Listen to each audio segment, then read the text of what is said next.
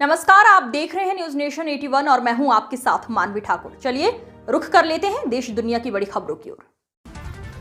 खबर मध्य प्रदेश के हरदा से है, जहां बीते दिनों मध्य प्रदेश लोक सेवा आयोग MPPSC की प्रारंभिक परीक्षा 16 फरवरी को हुई थी, जिसमें हरदा शहर के डॉक्टर भीमराव अंबेडकर उत्कृष्ट स्कूल के प्रभारी प्राचार्य संतोष यादव को स्कूल की परीक्षा केंद्र होने पर केंद्र अध्यक्ष बनाया गया, जहां पर उनके बेटे का सेंटर अलॉट हुआ। इस मामले की जानकारी होने के बाद भी यादव ने न तो जिला प्रशासन और न ही PSC के प्रबंधकों को इसकी सूचना दी, जिसमें नियमों का खुलेआम उल्लंघन सामने आया था। अधिकारियों को शिकायत करने के बाद भी आज तक कोई कार्रवाई नहीं हुई। मोहन लाल नागले की ये रिपोर्ट। संतोष यादव जी जो है उनके सुपुत्र को एग्जाम में बिठाने की तैयारी थी, इस बारे में क्या कहेंगे आप? देखिए, वो प्रकरण हमने जांच के लिए भेजा है। जैसे जांच का प्रतिवेदन आएगा उसके अनुसार उल्लंघन किया जा रहा है, किस प्रकार किया जा रहा है और किन पर आरोप लगा रहा है? बिल्कुल ये सच्चाई है। आज हमने 5 तारीख को माननीय कलेक्टर महोदय को और उनको एक सूचना दी थी कि संतोष यादव ने अपने पुत्र को MPPSC परीक्षा के लिए फॉर्म नामांकन तक भर के वहाँ बिठाने की तैयारी कर ली थी, और ये मामला आयुक्त तक और कलेक्टर महोदय की जानकारी में नहीं था।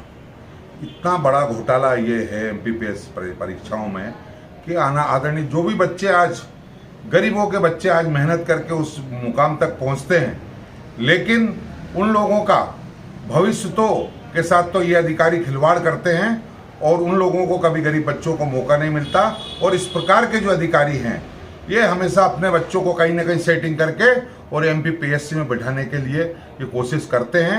यदि वो मामला हम नहीं उठाते और उजागर नहीं होता तो शायद वो MPPSC की परीक्षा में बैठ जाता और बाकी बच्चों का भविष्य खराब हो जाता उस जगह पे। आपके द्वारा 5 तारीख को लेटर दिया गया था, अभी तक कार्रवाई नहीं हुई, 7 दिन हो चुके हैं। मैंने उनको सूचना कर दी थी, कलेक्टर महोदय को भी कर दी, शिक्षा अधिकारी को भी कर दी है। उनने कहा हम इस पर जरूर ध्यान देंगे।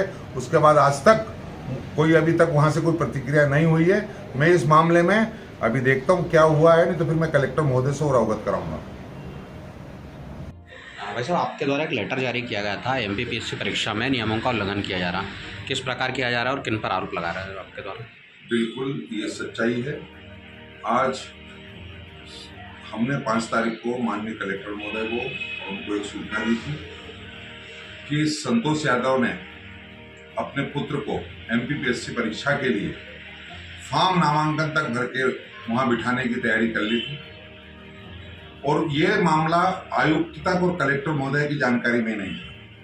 इतना बड़ा घोटाला ये है MPPSC परीक्षाओं में कि आदरणीय जो भी बच्चे आज गरीबों के बच्चे आज मेहनत करके उस मुकाम तक पहुंचते हैं, लेकिन उन लोगों का भविष्य के साथ तो ये अधिकारी खिलवाड़ करते हैं और उन लोगों को कभी गरीब बच्चों को मौका नहीं मिलता।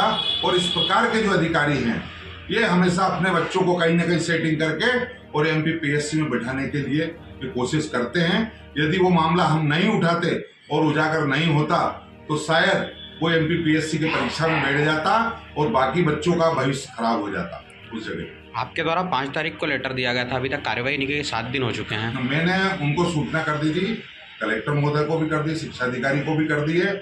उनने कहा हम इस पर जरूर ध्यान देंगे। उसके बाद आज तक कोई अभी तक वहाँ से कोई प्रतिक्रिया नहीं हुई है। मैं इस मामले में अभी देखता हूँ क्या हुआ है, नहीं तो फिर मैं कलेक्टर महोदय से और अवगत कराऊंगा। क्या नाम आपका? मेरा नाम संतोष कुमार यादव है और वर्तमान में कृषि विद्यालय हरदा में प्रभारी प्राचार्य के रूप में व्यवस्थाओं को देख रहा हूँ। सर, अभी जो MPPSC की एग्ज़ाम हुई है, कांग्रेस जिलाध्यक्ष ने आरोप लगाए हैं कि भाई इसमें आपने आपके बालक को एक साजिश के तहत बिठाने की तैयारी की थी, और 15 दिन पहले जो घोषणा पत्र जो जारी होता है उसमें भी आपने इसका उल्लेख नहीं किया। इस बारे में क्या कहेंगे आप?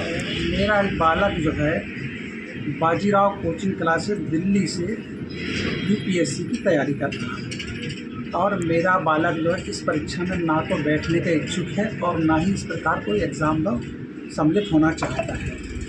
यह आरोप कैसे लगाया गया है मैं उनके बारे में कुछ नहीं कहना चाहता हूँ। वो एक सम्माननीय राजनेता है, पर मैं आपको पूर्ण विश्वास के साथ ये बात कह रहा हूँ, पूरी प्रामाणिकता के साथ, कि मेरा बालक इस परीक्षा में सम्मिलित नहीं हुआ है।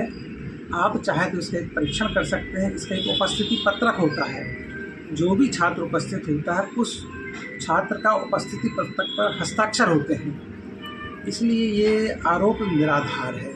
कोई क्यों आरोप लगा रहा है इस संबंध में कुछ नहीं कहना चाहता। सर उनका यह भी कहना है कि प्रवेश पत्र भी जारी हो चुका था। नहीं, बच्चे फॉर्म भरते हैं और यदि फॉर्म भरेंगे, कोई भी बालक यदि फॉर्म भरेगा, कोई भी छात्र फॉर्म भरेगा तो प्रवेश पत्र जारी होते हैं।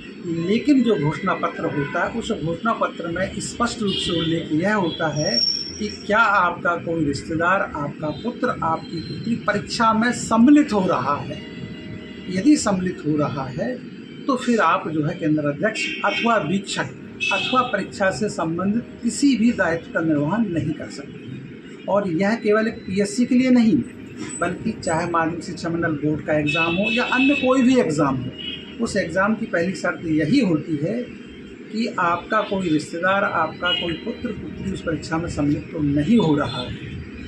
तो जाहिर सी बात है, हम लोग ये घोषणा पत्र भर के भी देते हैं कि क्योंकि हमारा जो है रिश्तेदार पुत्री परीक्षा में शामिल नहीं हो रहा है। और सभी लोगों से जिनकी हम इस परीक्षा में ड्यूटी लगाते हैं, सबसे यह घोषणा पत्र भरवाते हैं। इसलिए ये जो जिस आरोप का आपने उल्लेख किया है, वह आरोप किसने षड्यंत्र पूर्वक लगाया है, क्यों लगाया है, मैं इस संबंध में कुछ नहीं कहूँगा।